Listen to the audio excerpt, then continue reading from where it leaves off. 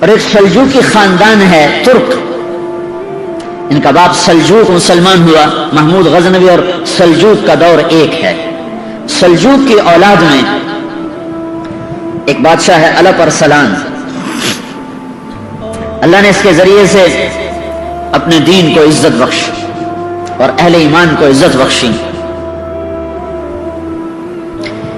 یہ اپنے سرکاری دورے پر نکلا ہوا ہے، اسے اطلاع ملی کہ قیصر روم رومانوس 3 لاکھ کا لشکر لے کر اپنی حدود سے نکل چکا ہے۔ آرمینیا کہاں اور اصفہان کہاں، ہزاروں میل کا بیچ میں سفر۔ تو اس نے سارے اراکین سلطنت کو جمع کیا، اب کیا کیا جائے؟ تو سب نے کہا ہم تیار نہیں ہیں، 3 لاکھ کا لشکر ہے تو ہمیں پیچھے ہٹنا چاہیے اور تیاری کر کے پھر سامنے آنا چاہیے۔ تو الپ ارسلان نے کہا اس پیچھے ہٹنے میں وہ جتنے قتل و غارت کرے گا، جتنی بیٹیوں کی عزت برباد ہوگی اور جتنا مسلمانوں کا خون بہے گا وہ تو میری گردن پر ہوگا۔ تو انہوں نے کہا آپ کی گردن پر کیسے ہوگا؟ ہم تو تیار ہی نہیں ہیں، ہمارے پاس اسباب ہی نہیں ہیں۔ وَلَا تُلْقُوا بِأَيْدِيكُمْ إِلَى التَّهْلُكَةِ، اور اپنے آپ کو ہلاکت میں ڈالنا جائز نہیں ہے، یہ شورا چل رہی۔ انہوں نے کہا اچھا ٹھیک ہے، تو میری طرف سے اجازت ہے، جو جانا چاہے وہ جا سکتا ہے، میں اللہ کے دشمن کو اسلامی حدود میں داخل نہیں ہونے دوں گا، میں اپنی جان کا نذرانہ پیش کروں گا، اس کے بعد میرے اوپر کوئی حجت نہ ہوگی، میرے اوپر کوئی جرم نہ ہوگا، پھر وہ لوٹ مار کریں یا قتل و غارت کریں، میں اپنا حق ادا کر چکا ہوں۔ جب اس نے یہ کہا تو پھر اس کے ساتھیوں نے کہا اگر آپ کا فیصلہ ہے تو پھر ہم کون سا موت سے ڈرتے ہیں، ہم بھی آپ کے ساتھ ہیں۔ تو اس نے، اس کا بیٹا ملک شاہ اس کے ساتھ تھا، اس کی عمر تھی اس وقت کوئی 12 برس، تو اس نے وصیت نامہ لکھوایا کہ ممکن ہے اس جنگ میں میں شہید ہو جاؤں تو میرے بعد میرا بیٹا ملک شاہ میری جگہ حکمران ہوگا، اور نظام الملک یہ اس کا وزیر ہے، اس کا وزیر ہوگا، اور جب تک ملک شاہ بالغ نہیں ہوگا امور سلطنت کو نظام الملک چلائے گا۔ اور پھر اس کے بعد اس نے اپنے حرم، اپنی بیوی اور بچوں کو چند سپاہیوں کے ساتھ واپس بھیج دیا کہ عورتیں ساتھ تھیں تو اگر شکست ہو تو کہیں ان کی عزت پہ حرف نہ آئے، ان کو اصفہان کی طرف روانہ کر دیا۔ اور رومانوس 3 لاکھ کے لشکر کے ساتھ میدان میں اترا، اور یہ کتنے تھے؟ 12,000۔ یہ دنیا کی عجب جنگ لڑی گئی ہے۔ تو جمعرات کو لشکر آمنے سامنے ہوئے تو نظام الملک نے کہا کہ میری ایک رائے ہے سلطان کا، کیا؟ کہ جنگ کو کل کے لیے مؤخر کریں اور جمعہ کی نماز کے بعد نکلیں، کہ جمعہ کے وقت ساری امت دعا کرے گی اور ہم بھی جمعہ کے بعد اللہ سے مانگیں گے تو اللہ کی غیبی مدد ہمارے ساتھ ہوگی۔ تو انہوں نے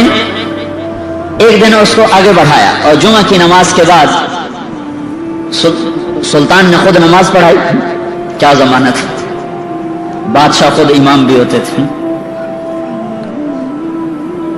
نماز پڑھائی اور اس کے بعد وہ گھوڑے پہ سوار ہوا اور اس نے اپنی لوہے کی ٹوپی اتار دی اور امامہ باندھ لیا، سر اپنے آپ کو مرنے کے لیے تیار کر لیا، کوئی چیز بیچ میں حائل نہ ہو، اور پہلی صف میں اس نے جھنڈا اٹھا لیا۔ تو باقی جان نثاروں نے کہا آپ پیچھے ہو، کہا نہیں نہیں، میری جان اسلام سے زیادہ قیمتی نہیں ہے۔ اور جب لشکر آمنے سامنے ہوئے تو سلطان نے گھوڑے سے چھلانگ لگائی اور سجدے میں سر رکھ دیا، کہے مالک، اے عزت دینے والے، اے ہر چیز کے بادشاہ، آج ہماری عزت بھی تیرے ہاتھ میں ہے، ذلت بھی تیرے ہاتھ میں، تو جس کے ساتھ ہوتا ہے وہی فتح پاتا ہے، تو جس کو چھوڑ دیتا ہے وہی ناکام ہوتا ہے، قلت اور کثرت تیرے دربار کی چیز ہی کوئی نہیں، کم من فئۃ قلیلۃ غلبت فئۃ کثیرۃ باذن اللہ۔ اور سجدے میں سر رکھ کے وہ رویا ہے۔ اب اس نے کہا میں سلطان نہیں ہوں، میں ایک سپاہی ہوں، میں مارا جاؤں تو میری وجہ سے بھاگنا نہیں، آخر تک لڑتے رہنا اور مرتے رہنا تاکہ ہم اللہ کے دربار میں سرخرو ہو کے پہنچے۔ زمین و آسمان اش اش پکار اٹھے، دنیا نے عجب نظارے دیکھے، جرأت کے، دلیری کے، جان نثاری کے، اللہ پر مر مٹنے کے۔ اللہ اس کے رسول کے عشق و محبت کے عاشق ہوں، عشق کماویں دل رکھیں وانگ پہاڑاں ہو، سہ سہ بدیاں ہزار علامیں کر جانے باغ بہاراں ہو، منصور جائے چک سولے جتے جڑے واقف کل اسراراں ہو، سجدیں سر چائیں نہ باہو توڑے کافر کہن ہزاراں ہو، عاشق سوئی حقیقی جڑا قتل معشوق دے مننے، سر نو جوڑے تے مکھ نہ موڑے بھویں 100 تلواراں کھنے، سچا عشق حسین دا باہو سر دتے تے راز نہ بھنے۔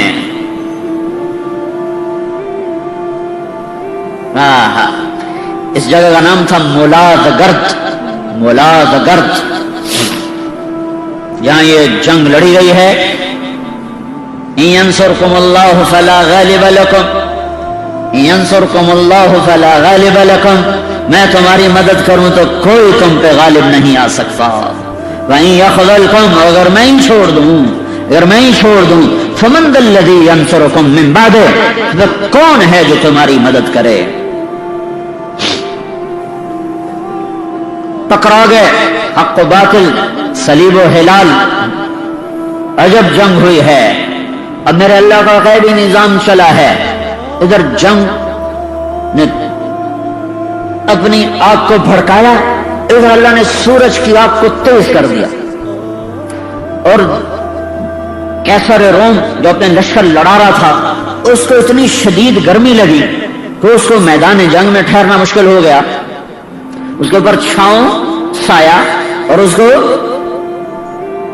ہوا دینے کے لیے 7 کنیزیں کھڑی ہوئی ہیں، اور 3 لاکھ آدمی ساتھ تھا، 1 لاکھ 7 مزدور کارندے اور 2 لاکھ لٹیرے آئے ہوئے تھے کہ جب فتح ہو جائے گی تو پھر ہم لوٹ مار کا بازار گرم کریں گے۔ لہذا ان کو شکست کا کہیں تصور نہیں تھا، تو اس کو لگی شدید گرمی تو وہ پیچھے ہٹا، گرمی سے بچنے کے لیے اپنے خیمے کی طرف ہٹا۔ جب وہ پیچھے چلا ہے تو اللہ تعالیٰ نے رومیوں کے دل میں ڈالا کہ ہمارا بادشاہ بھاگ گیا، ہمارا بادشاہ تو فرار ہو گیا۔ بس یہ خیال آنا تھا کہ رومی لشکر کے پاؤں اکھڑے اور وہ بھاگے۔ 12,000 3 لاکھ سے کہاں تک ٹکر لے سکتے تھے، ایک ایک کر کے شہید ہو جانا تھا، لیکن مکروا مکرا ومکرنا مکرا ینصرکم اللہ فلا غالب لکم، میرے اللہ کا ایسا نظام چلا کہ رومانوس شدید گرمی سے تڑپا، پیچھے ہٹا، خیمے کی طرف جا رہا ہے تو سپاہیوں میں بات ہوئی، بادشاہ تو بھاگ گیا، بادشاہ تو بھاگ گیا، کہ وہ بھاگا تو ہم، کیونکہ ان کی ساری جنگ تو کسی مقصد کے تحت نہیں ہوتی، مسلمان تو مقصد کے تحت کام کر رہا ہوتا ہے، وہ تو مقصد نہیں ہوتا صرف بادشاہ ان کا بادشاہ گیا تم بھی جاؤ، جو بھاگے ایک دفعہ پاؤں اکھڑ جائیں لشکر کے پھر سنبھالنا مشکل ہوتا ہے، تو رومانوس پلٹ کے آیا، لیکن اتنے میں رومی لشکر کے پاؤں اکھڑ چکے تھے۔ اور کیا ہے